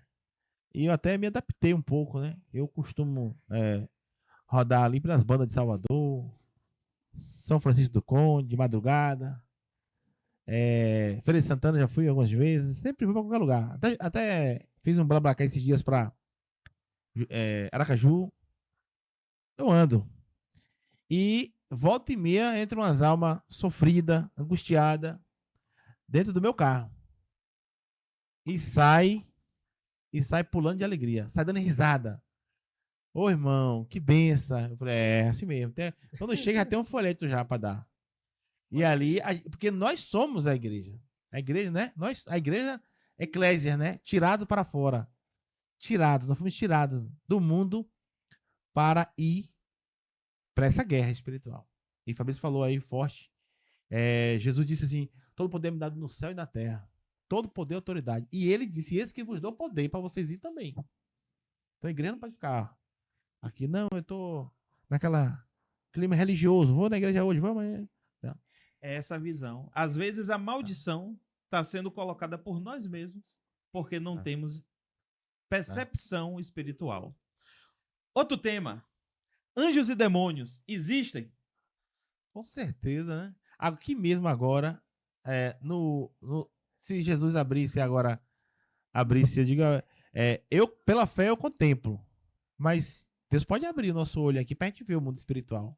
Paulo, ele fala isso. Pois é. Paulo, ele fala bem assim, se eu pudesse dar a vocês os meus olhos, para que vocês enxergassem, para que vocês vissem como eu vejo, as coisas que eu vejo. Pois é. E aí ele diz o quê? Que o anjo, Salmo 34, versículo 7, diz que o anjo do Senhor está ao redor daquele que teme.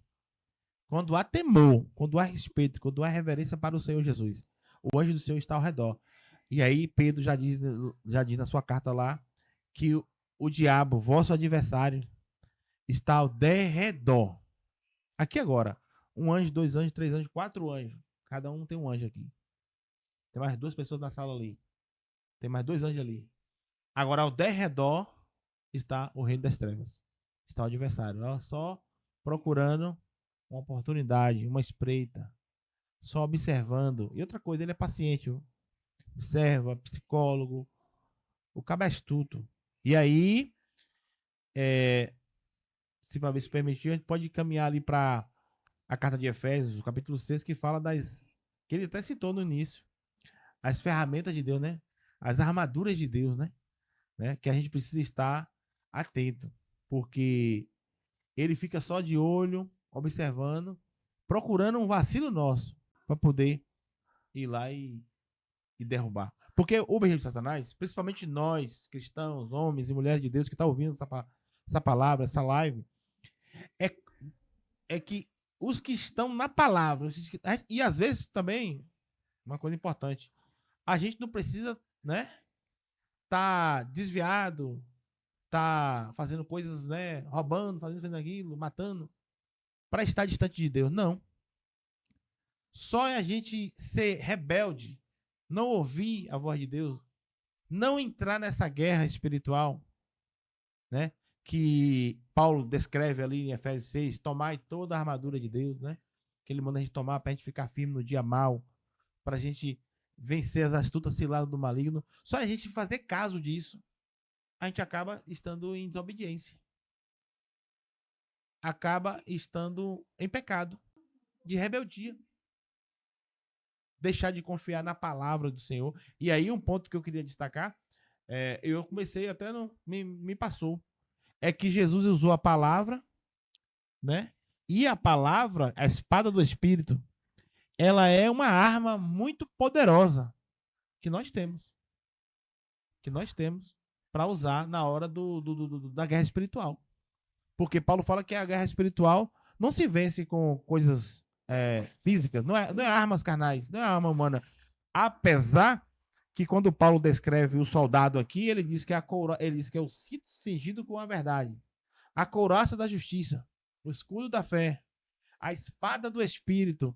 Ele descreve um soldado romano. Capacete da salvação. Capacete da salvação. Verdade. Ele descreve um soldado romano vestido com utensílios de um soldado armado para dar a explicação correta, um exemplo, né? Como que deve ser. E aí, chegando no capacete de salvação que você falou, Everson, a gente pode destacar uma coisa importante ali que acontece todos os dias na nossa vida. Porque o capacete de salvação é a certeza da salvação. Nós temos aquela convicção. E também, para que serve o capacete na cabeça de um soldado? Proteger. É para proteger ele, né? E a certeza da salvação, ela nos protege. E tem um ponto que eu quero destacar, que é, inclusive, Fabrício, você vai me ajudar aí, e Elvis também, que é uma porta de entrada para as doenças física, psicológicas e até física também, porque o estado espiritual da pessoa, emocional, influencia no seu corpo físico. Sim. Quando o Tiago escreve ali, a carta dele ali, ele fala que Deus, ele não tenta ninguém, não tenta ninguém, lá está escrito tentar. E também não pode ser tentado pelo mal. Mas nós, sendo atraído, seduzido pela concupiscência dos nossos olhos, é concebido o pecado. Dá à luz o pecado. E o pecado, sendo consumado, gera morte. Aqui tem uma diferença. O pecado consumado já é prática. O pecado sendo concebido ainda está ainda na nossa mente. E aqui está uma guerra muito grande que a gente trava todos os dias. Quando o pecado vem para nossa mente, não porque Deus permite a tentação, não, é porque a gente olhou algo e desejou exacerbadamente. E se aquilo for pecado, né? Ali já foi a guerra. Aí que entra a espada do Espírito, porque quando aí você vai fazer igual a Davi, como purificará o mancebo o seu caminho? Observando conforme a tua palavra. Salmo 19, 11 e 12. Aí ele diz assim, escondi a tua palavra no meu coração para não pecar contra ti. Salmo 24 fala que quem vai subir ao monte santo do Senhor? Aquele que é limpo de mão e puro de coração? Então o pecado, ele nos ataca de todas as formas. Na mente. Agora, o perigo é a gente consumar. Não pode consumar. Aí tem que repreender e entrar na outra arma, que é a oração. Fala, Fabrício. Ainda no assunto sobre anjos, porque isso é uma coisa polêmica, a gente tem visto aí na igreja evangélica, até líderes, né, em cima de púlpitos, orando a anjos. Pode orar a anjo, Murilo? Negativo. Inclusive, a gente tem em alguns textos do Antigo Testamento a teofania. A teofania é a manifestação de Cristo, só que de maneira de anjo. Exemplo, ali na fornalha ali, um semelhante ali. Parecia um anjo, um semelhante ao filho dos deuses. Ali era Jesus, era o Senhor. Em Apocalipse, quando tem um dado momento que o João, ele vê um anjo e ele vai se ajoelhar. Aí o anjo disse, epa, o anjo exorta ele, epa, não me adore não. Eu sou conservo teu. Eu sou conservo teu. Mas, no primeiro capítulo, quando ele descreve a aparência do Senhor, ali é o Senhor. Aí ele adora. Aí ele diz o quê? Quando eu vi olhos como chama de fogo, os pés como latão reluzente, vestido no linho fino, cabelos como a lã branca. Aí ele diz assim, eu fui morto e esse que estou vivo para todo sempre. Tem a chave da morte do inferno. Aí João caiu de joelho adorando. Ali era o Senhor. Mas em outro momento, no Apocalipse mesmo, João foi repreendido pelo anjo, porque ele se prostrou para adorar e o anjo repreendeu ele. Não me adore. Eu sou conservo teu. Não pode. Rapaz, Anjo... Eu quero botar lenha na fogueira.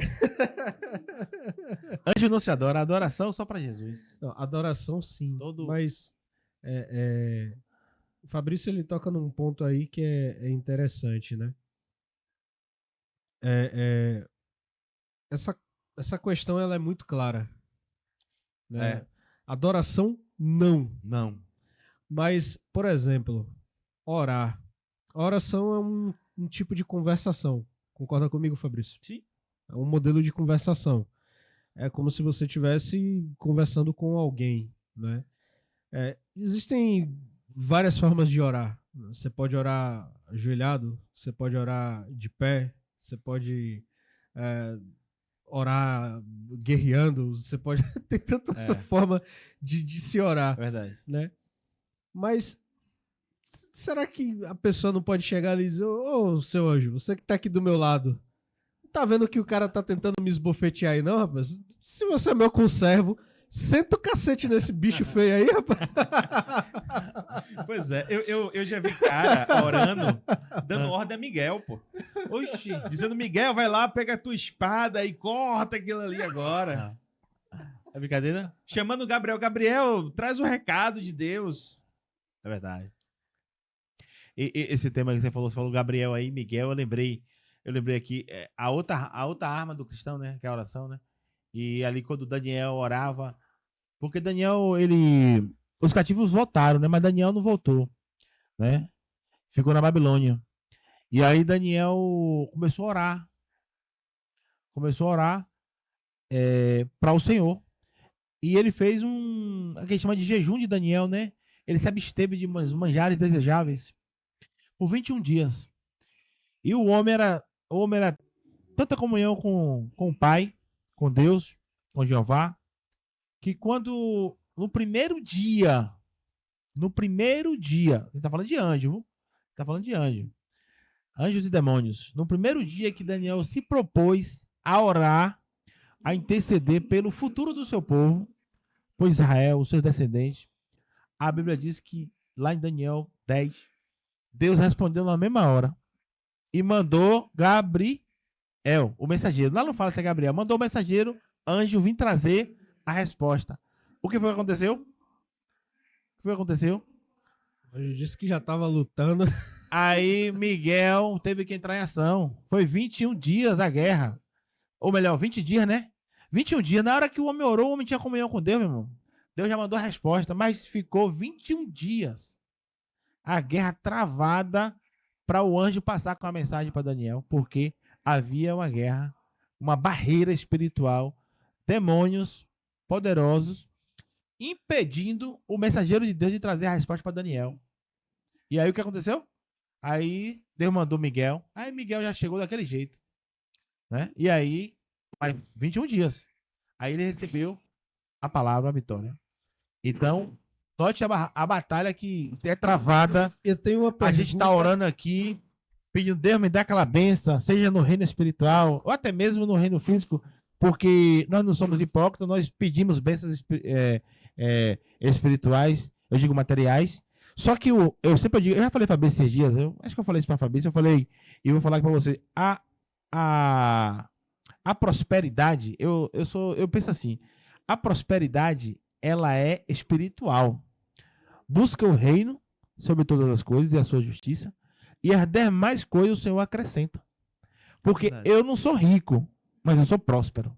Eu não falta nada para mim. Entendeu? Agora, o fato de eu ter dinheiro também, eu sou próspero. Mas a riqueza não está, a prosperidade não está em ter dinheiro. Isso. A prosperidade ela é espiritual, ela é vida Riqueza eterna. riqueza é uma Nome forma, escrito no livro, né? no livro da vida. Salvação. A prosperidade no hebraico são 5 características. E as Riqueza coisas. é uma delas. E depois que busca o reino, as demais coisas correm atrás de você, acrescenta. Deus manda. Porque ele é dono de tudo. Fabrício. Agora vamos lá. Línguas espirituais ou línguas estranhas? Que acontece hoje em dia, né? Principalmente o Fabrício. Tem igrejas grandes, igrejas pequenas, igrejas de médio porte que você vê, você olha assim, você se escandaliza com as coisas que acontecem, né? Os caras... Eu prefiro não comentar, Fabrício. Mas você vê... Note ali no batismo descido do Espírito Santo, Sim. quando o povo estava reunido no cenáculo e Deus batizou, o Espírito Santo veio, um vento veemente e impetuoso e tomou todos, falaram línguas ali. Note que a Bíblia diz que Deus usou aqueles homens, aquela mulher com línguas repartidas, né? Uhum. Que eles falavam na língua de quem? Dos anjos. Na língua das nações. Ah, sim. Porque havia em Jerusalém, por ocasião da festa do Pentecoste, que é a festa tradicional judaica, não foi assim? E os discípulos estavam reunidos, né? A festa reunidos, buscando o Consolador, que Jesus disse: olha, ficai na cidade de Jerusalém, até que do alto sejais revestido de poder. E eles ficaram, eles buscaram. E quando o Espírito Santo desceu sobre a vida deles, a Bíblia diz, lá em Atos 2, que eles falavam em línguas, de modo que falavam na língua das pessoas vamos dizer, e dos estrangeiros. Toda a região estava, toda a cidade de Jerusalém estava cheia de pessoas estrangeiras. E a palavra diz que eles falavam da grandeza de Deus na língua das nacionalidades daquela época. E eles eu entendiam. entendo essa parte como o seguinte. E eles Você tinha pessoas Sim. de idioma diferente Sim. que eles falavam um tipo de língua, só que pessoas de idiomas diferentes entendiam aquelas línguas no seu idioma. No seu idioma? Como que se o cara tá falando uma língua que um entendia alemão, o outro entendia português, o outro entendia o espanhol. Sim, ele falava e vamos supor, você é espanhol, eu tô no Pentecoste aqui, eu tô falando espanhol aqui pra você. Mas eram línguas do Espírito. Só que aí também não tem um outro ponto, né, que, Olha o texto. por exemplo, os próprios judeus, eles olham para aquele povo e falam: de manhã cedo essa galera tá bêbada, tá se portando como bêbado, como louco. Justamente. Agora, qual é o ponto crucial que eu vejo sobre essa questão das línguas estranhas? Eu sou pentecostal, minha Sim, formação teológica é somos. arminiana, eu acredito no batismo com o Espírito Santo e Amém. no dom de línguas. Amém. Agora, eu acredito que o dom de línguas é um dom que você fala para com Deus. É um momento de intimidade Edifica a si para mesmo. com Deus. É para edificação espiritual. de si mesmo. Então, assim, eu sou pregador do evangelho, aí eu vou subir no púlpito e ao invés de pregar a palavra, eu vou ficar falando em línguas? Não. Uma coisa é você estar em um momento de unção, de que você vai falar algo, né, de tonalidade forte, você dá uma rajada de línguas ali que você está tomado pelo Espírito. Mas como situações que a gente vê, que a pessoa vai direcionar a palavra para outra, e de 100 palavras, 80 é língua estranha, aí a pessoa fica confusa. Aí Paulo fala o quê? E o nosso culto é o nosso culto racional. Culto racional. Então, eu sou renovado, eu gosto Amém. das coisas, eu gosto de música animada, agitada. Eu acho que o culto ele tem vários momentos, situações, tem hora que você se quebranta, mas tem hora que você tem que agitar, animar. Mas, para mim, palavra é palavra. A hora da palavra, a gente vai ouvir, a gente vai aprender, vai ter ordem e decência, nada de banheiro, nada de água, criança para salinhas, foco, entendeu? Então, eu acho que as pessoas criaram muito essa perspectiva, principalmente no âmbito pentecostal. Se eu não revelar, eu não tenho Deus. Paulo fala. Se eu não jogar a rajada de língua metade do culto, eu não tenho Deus. Se eu não falar seu CPF, eu não tenho Deus. Então a gente tem uma multiplicação de pessoas dentro desse perfil para querer ter uma aceitação dentro do ministério. Paulo fala bem claro ali a respeito né, de falar em línguas. Se não tem quem traduza, por que fala? É o que Paulo fala. Tá entendendo? É isso que eu... Tem quem traduz? Pode falar. Que é bonito. Eu acho bonito. Muito bonito. Eu falo, né? É bonito. Agora sim, ele diz o quê? Ele prefere falar muitas palavras compreensivas do que... Porque se chega um indulto ali pra ouvir e tá nós três aqui falando língua estranha, língua do céu, língua dos anjos, e a gente tá edificando a nós mesmos. Porém, o indulto, ele não está sendo edificado, ele não está entendendo o que está acontecendo ali no culto. Agora, se eu falo língua estranha e Fabrício traduz, né? Interpreta e traduz, Aí o mistério é outro. Aí é outro. Aí você vai ouvir perfeitamente o que é que Deus está falando. E a ordem do culto precisa ser assim. Justamente. Eu lembro que uma vez um colega perguntou para outro, e aí, como é que foi o culto? Pregou o quê? Aí o cara foi e citou uma língua estranha. Rapaz, eu só entendi essa parte. Então, faltou a essência da palavra na hora da ministração. Pois é, galera, nós já estamos chegando aqui no nosso horário, horário avançado. Como eu falei, é um tema muito extenso, temos muito para falar a respeito disso. Para resumir, fica curtinho, né? Mas acho que nós conseguimos atingir o nosso objetivo. Queria deixar agora o nosso convidado, né, o Murilo, à vontade para dar uma saudação, mandar um abraço, né? Um agradecimento a alguém, né? Fique à vontade, Murilo. Tá certo. Eu quero, primeiramente, agradecer ao nosso Deus, né? Nosso Senhor, Salvador Jesus, né? Porque se nós acordamos hoje, né? É porque Ele nos concedeu mais um dia de vida, né? Para fazermos a sua vontade. Agradecer nosso irmão, amigo Fabrício, Everson, Vitor, todo mundo que trabalha, coopera e faz esse podcast acontecer. Porque eu acredito que isso aqui é algo muito bom, muito especial. Porque eu tenho certeza que hoje muitas vidas foram alcançadas por essa palavra, e a palavra de Deus, né? A palavra poderosa de Deus chegou a muitos corações através desse podcast, através do alcance da internet. Sempre eu digo, Paulo, ele usou os pergaminhos, né?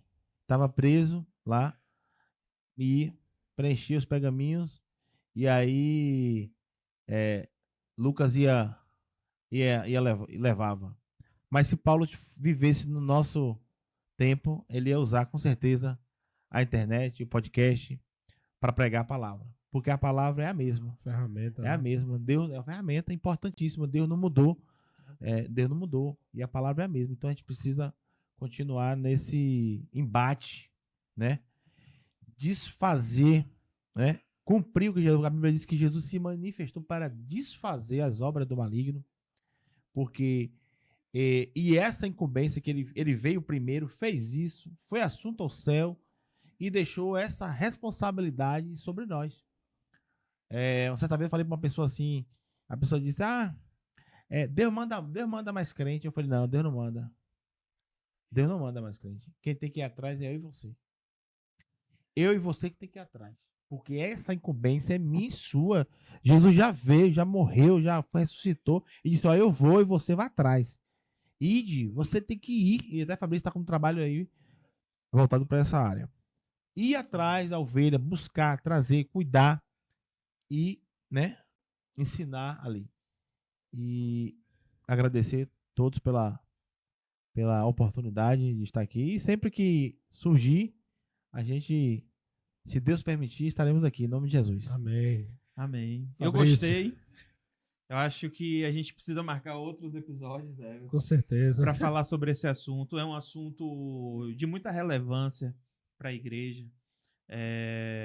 Acho que tanta coisa que a gente poderia ainda falar aí, né? Tem muito assunto Sobre ainda. canalização, sobre certos tipos de manifestação espirituais, muita coisa que a gente vê também em rede social, né? Principalmente em campos missionários, de manifestações espirituais zangadas, né? E nós somos guerreiros do Senhor, né? Tá.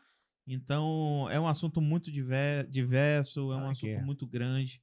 Então, eu acho que a gente vai ter estaremos aqui mais vezes para poder falar sobre esses assuntos que com certeza edificará a sua vida, sua família, sua casa, seu ministério.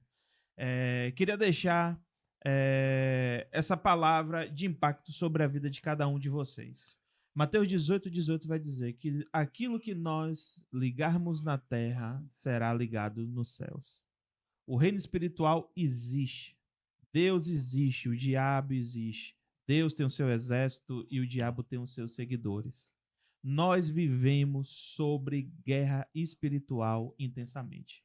E o nosso posicionamento e a nossa palavra, a nossa visão vai determinar o resultado. Se eu ligar aqui na terra, vai ser ligado no céu. Se eu ligo e eu não creio, eu perco a fé, eu falo que não vai dar certo, eu desconecto. Então, que você venha manter firme a sua confissão de fé. Que você venha crer no sobrenatural de Deus. Eu não sei qual é a circunstância, qual seja o nível de dificuldade, qual seja a improbabilidade de algo acontecer. Mas creia no poder do reino espiritual. Nós falamos aqui sobre os anjos, nós não damos ordens aos anjos, mas a Bíblia diz que o Senhor dá ordem aos anjos ao nosso respeito. Amém. Então eu quero profetizar sobre a sua vida, você que está em casa agora, você que está assistindo agora, de onde você estiver, que o Senhor estará dando ordem aos anjos dele ao seu respeito. E a bênção do Senhor visitará a sua casa e a sua família, em nome de Jesus. Amém. Bom, queria agradecer a todos vocês, né, que nos acompanharam nessa live de hoje. Queria agradecer ao nosso convidado Murilo, que esteve aqui trazendo conhecimento aprofundado aí a respeito do assunto. Um pouquinho só. Queria agradecer a VMM Studios, né, por estar sempre abrindo aqui as portas para a gente vir aqui, fazer a transmissão das nossas lives. Eu reforço, reendosso, digo para vocês, procurem a VMM Studios para trabalhar a respeito da marca de vocês, visual, multimídia, tudo voltado às redes sociais, tráfego pago e por aí vai. Procurem o Vitor, né? E agradecer também a Paraberry Açaí, que também é uma marca parceira, né? Tá sempre aí também nos ajudando, né? A gente agradece muito a essas pessoas que são colaboradoras. E você que quer ter a sua marca divulgada aqui no Parúcia, é só entrar em contato com a gente.